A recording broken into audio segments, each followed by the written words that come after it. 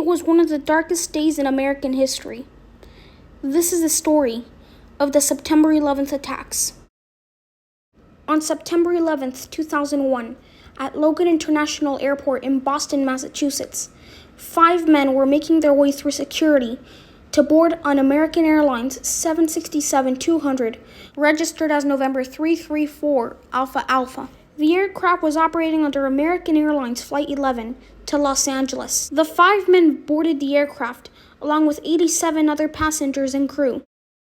Meanwhile, a few hundred feet away, 5 more men were boarding a United Airlines 767-200, registered as November 612 Uniform Alpha, and was operating under flight number 175, also heading to Los Angeles, with a total of 65 passengers and crew members.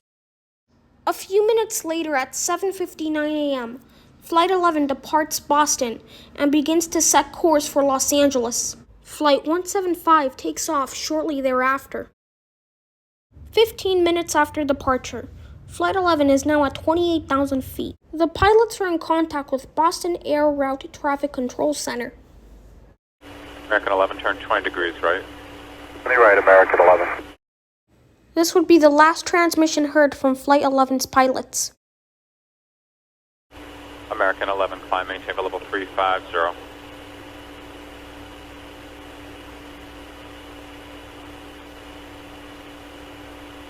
American 11, Boston. As the controller was trying to communicate with Flight 11's pilots, a horrifying scene was unfolding inside the aircraft.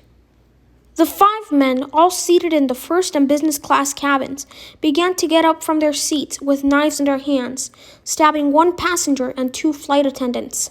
They then stormed into the cockpit, incapacitated both pilots, and took control of the aircraft. Then they sprayed mace in the first and business class cabins, forcing the passengers in those cabins to move to the economy class cabin at the back of the plane. One of the flight attendants seated on a jump seat at the back of the plane contacts the American Airlines Operations Center in Raleigh, North Carolina, via her mobile phone to report what's going on board Flight 11.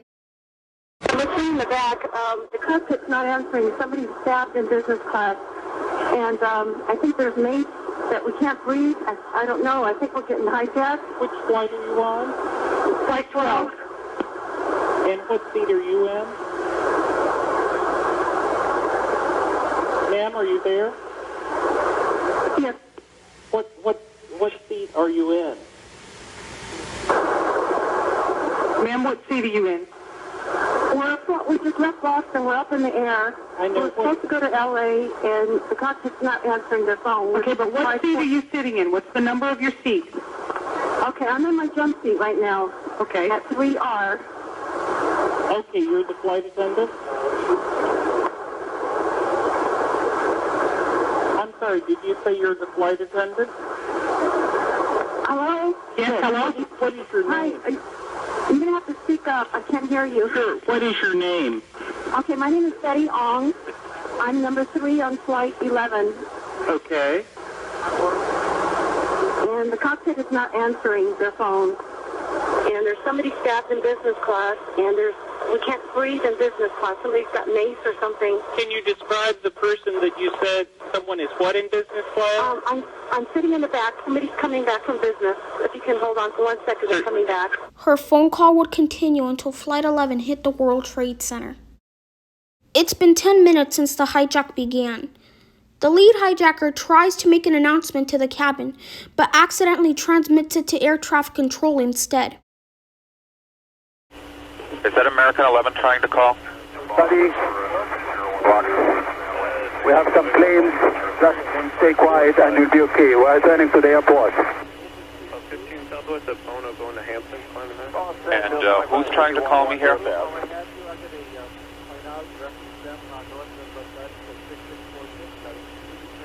American 11, are you trying to call?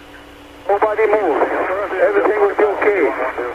If you try to make any move, you'll injure yourself and the airplane. Just stay quiet.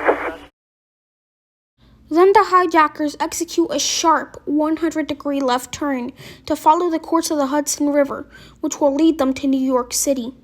As Flight 11 continues flying towards New York City, the hijacking of United Airlines 175 begins. In similar fashion to Flight 11, the hijackers get up from their seats with knives in their hands, likely stabbing several people, and then breach the cockpit. After breaching the cockpit, they incapacitate both pilots and take control of the aircraft. It's been 32 minutes since Flight 11 was hijacked, and now it is only 1,000 feet above Manhattan. The hijackers point the plane straight at their target, the North Tower of the World Trade Center, and then at 8:46 a.m.,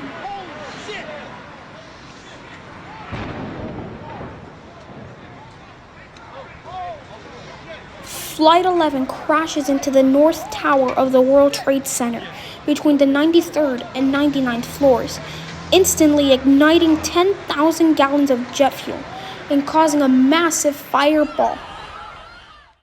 News about what was happening in New York spread only minutes after the crash of Flight 11.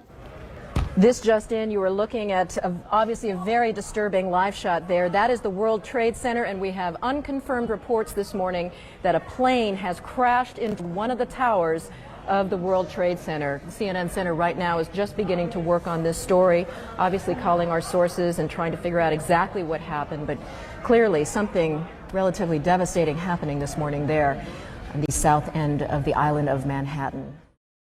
As the North Tower was burning, at 8:51 a.m., the hijacking of American Airlines Flight 77, operated by a Boeing 757-200 from Washington Dulles Airport to Los Angeles, had just begun. 5 hijackers sitting in the first-class seats got up with knives in their hands, breached into the cockpit, forced both pilots out of the cockpit, and then sent everybody on board the aircraft to the back of the plane. Even though the hijackers didn't stab anyone, they did threaten all the passengers on board with fake explosives and that they would bomb the plane out of the sky.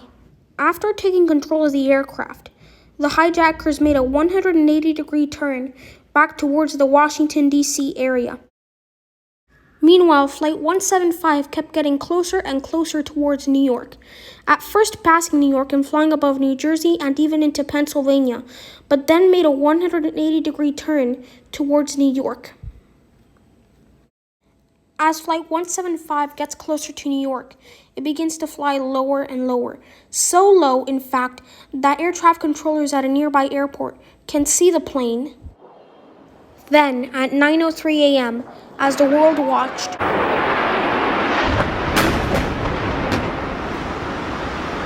Flight 175 slams into the South Tower of the World Trade Center. Its over 11,000 gallons of jet fuel cause a massive explosion that sends flaming debris flying all over the place and causing a big panic. Explosion inside. The building's exploding right now. You got people running up the street. Okay. Hold on, I'll tell you what's going on. Okay, just put Winston on pause there for just a moment. Okay, the whole building just exploded some more. The whole top part. Okay. The building's still intact. People are running up the streets. 5 minutes after the crash of Flight 175 at 9:08 a.m., the Federal Aviation Administration bans any flights going through or to New York airspace from taking off nationwide in fear of another attack. 19 minutes later, at 9:27 a.m., United Airlines Flight 93, operated by a Boeing 757-200, registered as November 591 Uniform Alpha, was making its way from Newark International Airport to San Francisco International Airport when 4 individuals seated in the first-class cabin, armed with knives and fake explosives, raised from their seats and began to run up to the cockpit, stabbing 1 passenger and 1 flight attendant, then entering the cockpit and incapacitated both pilots. However, the co-pilot was able to transmit a mayday call to air traffic control as they were being attacked by the hijackers.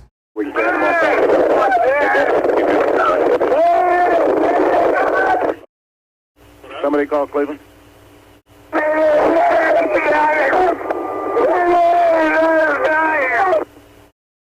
The lead hijacker then takes control of the aircraft. The other hijackers hurtle the passengers and the rest of the crew to the back of the plane.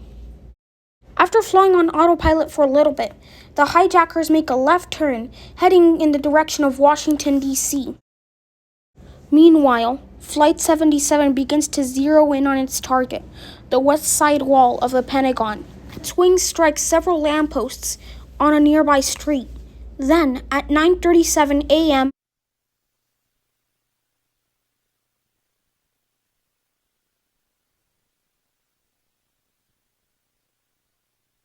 Flight 77 slams into the Pentagon at over 500 miles an hour, instantly igniting its several thousand gallons of jet fuel and causing a huge hole in the Pentagon's west wall. A huge fire followed, burning up a big part of the Pentagon's west wall.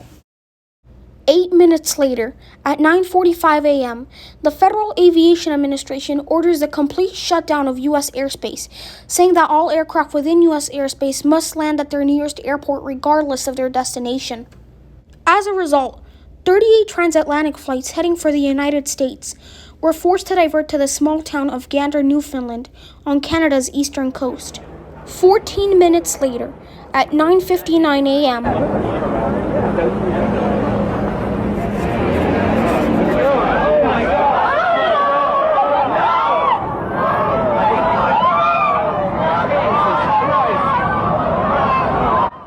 the South Tower of the World Trade Center collapses, hitting the ground in only 10 seconds and killing over 900 people, along with creating a big and toxic dust cloud. Sadly, after a failed takeover of the aircraft by the passengers, United Airlines Flight 93 crashes in a field outside of Shanksville, Pennsylvania, killing all 44 people on board. It is unclear what the target of Flight 93 was, but it was likely to be the White House or the U.S. Capitol. Had the passengers on board Flight 93 not acted, hundreds of more people could have been killed. 7 minutes later, at 10:10 a.m., part of the Pentagon's west wall collapsed. 18 minutes later, at 10:28 a.m., in all the time that there have been attacks in 2 American cities, New York and in Washington. The trade centers here in New York have been hit by airplanes.